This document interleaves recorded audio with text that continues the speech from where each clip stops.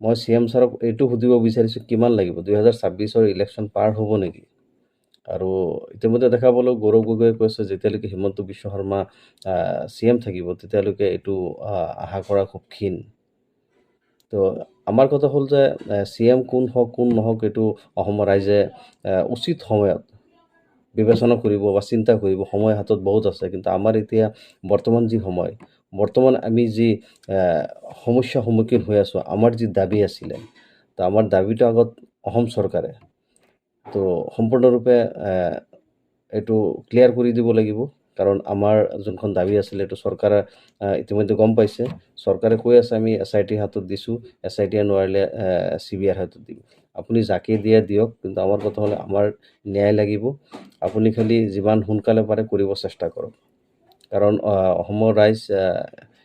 এতিয়া আপোনাৰ পিনে চাই আছে কাৰণ আপোনাৰ চৰকাৰ BJP চৰকাৰ আপোনাৰ পিনে চাই আছে আপুনি যদি সঠিক সময়ত সঠিক সিদ্ধান্ত যদি নলৈ পেলাই যদি আপুনি টাইম পাৰ কৰি থাকে তেতিয়া অসমৰ ৰাইজে মানি নল'ব তো আশা কৰোঁ আপুনি বুজি পাইছে আৰু জুবিন দা কিন্তু আমাৰ মাজত